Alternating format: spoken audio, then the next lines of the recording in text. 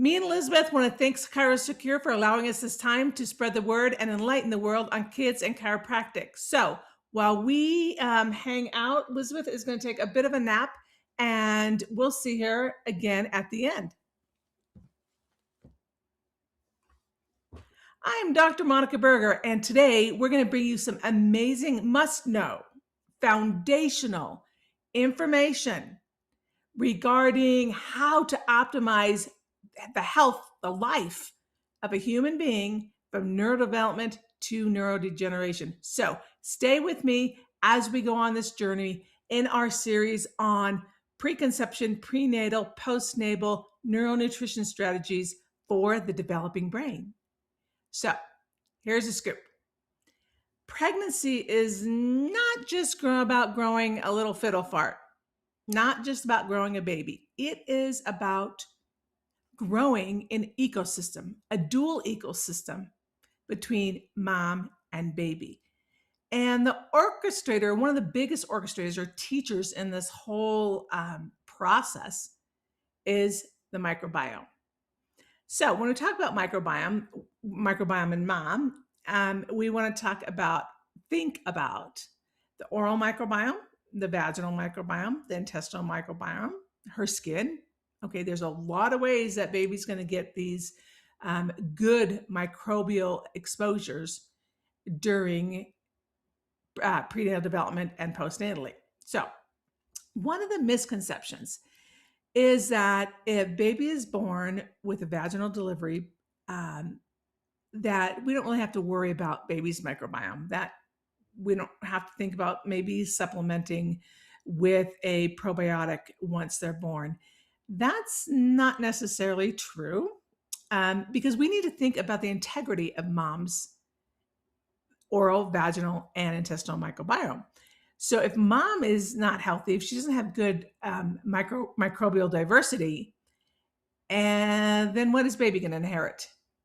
Baby's going to inherit a dysbiotic microbial diversity. So we got to think about that. And we'll talk about some strategies at the end. Some basic ground rule strategies to help this not be the problem. But I do want to focus on another thing regarding mom's intestinal microbiome.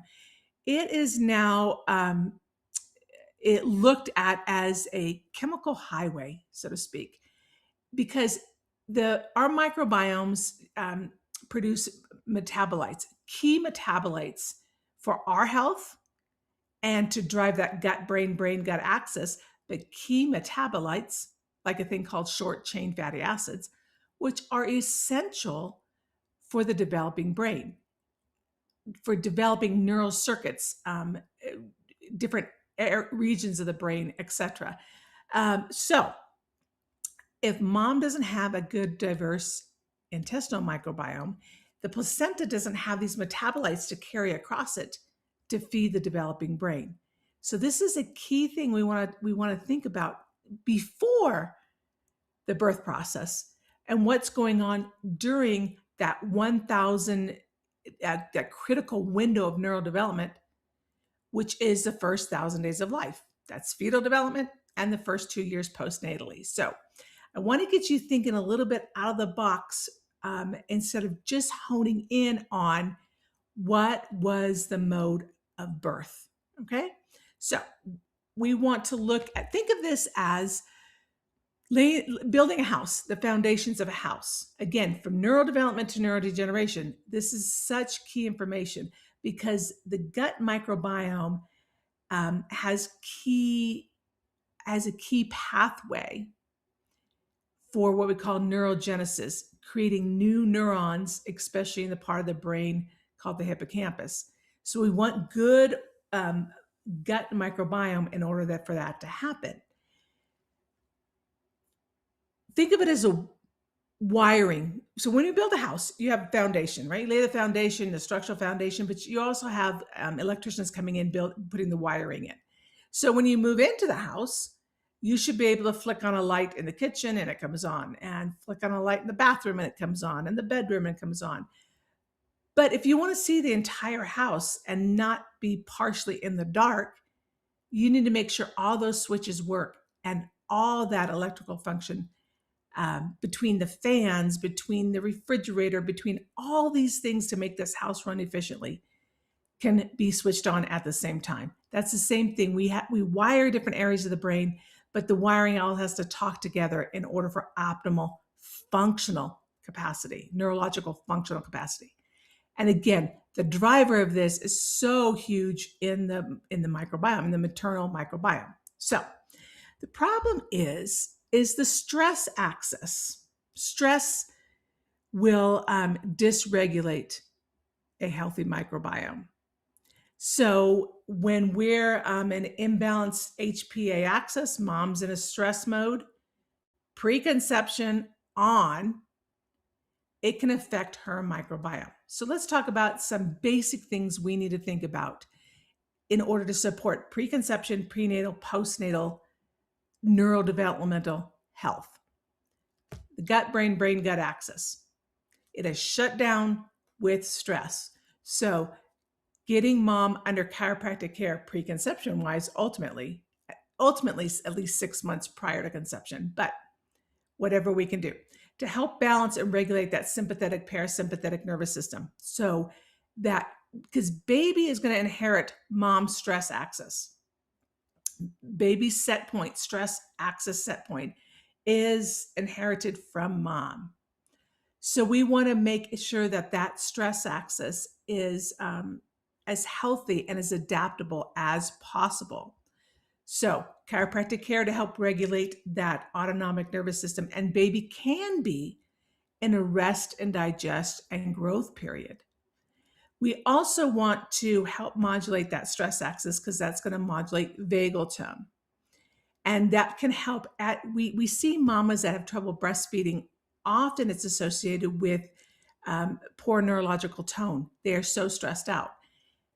Breastfeeding will help increase the diversity of baby's microbiome after birth. So it's incredibly important.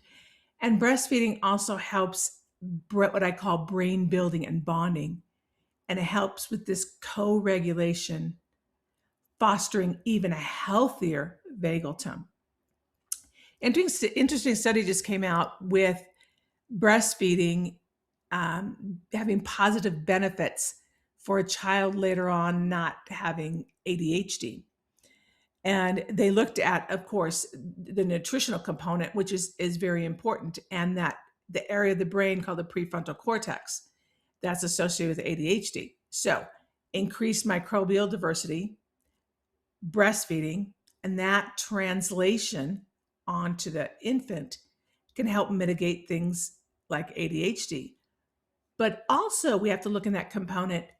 Breastfeeding enhances that brain building and bonding, that vagal tone and that social engagement, which is also going to be incredibly important to minimize the chances of neurodevelopmental disorders such as ADHD.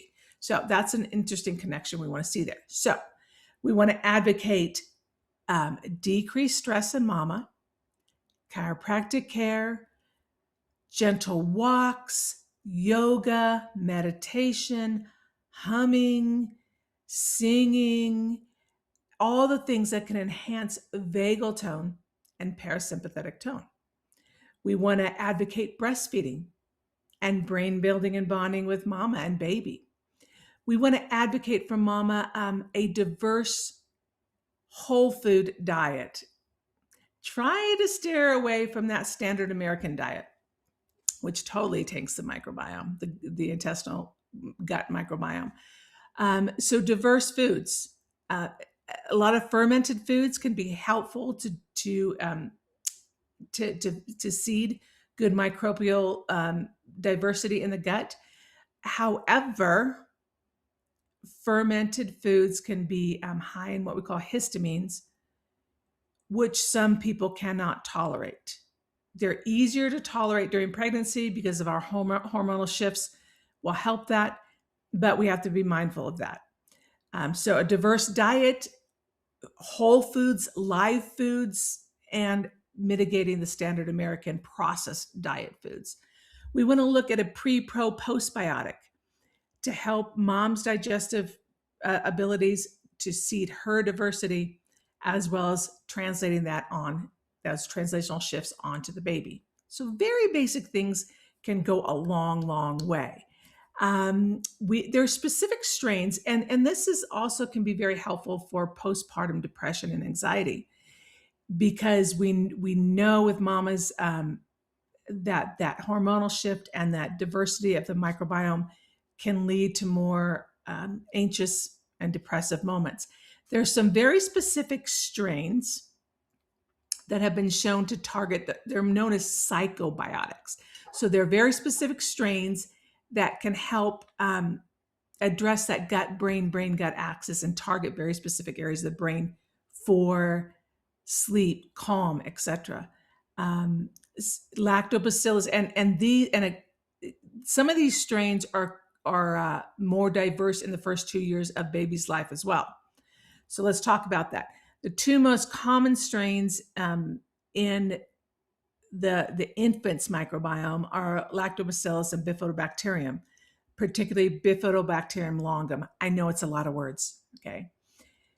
But there's a lot of literature out there that you can search, for instance, on specific strains like Bifidobacterium longum, with the strain being R0175. It's been shown to target that gut-brain axis and act more of a psychobiotic. Lactobacillus rhamnosus, I believe the strain on that is R0011. Anyway, the moral of the story is look at these specific strains that can help not just with microbial diversity, but to help foster vagal tone in that brain-gut axis, calm down the nervous system, help with vagal tone balance, and help with key areas of neurodevelopment in that baby's brain. So lots to process there. Come back and listen to this several times. If you want to learn more about the pediatric microbiome, or what they call functional pediatric bowel disorders, scroll down. Scroll down. I've got an amazing online class coming in October, 5 hours of CEs, and you won't want to miss it. So we'll talk about this and all things about the microbiome of mom, baby, dual microbiome, and so much more with key strategies to take home. Again, I want to take time to thank ChiroSecure for giving us this moment to educate the world and enlighten the world in order to help foster optimal neural development for generations to come, and to foster optimal health from neurodevelopment through neurodegeneration. We'll see you next month.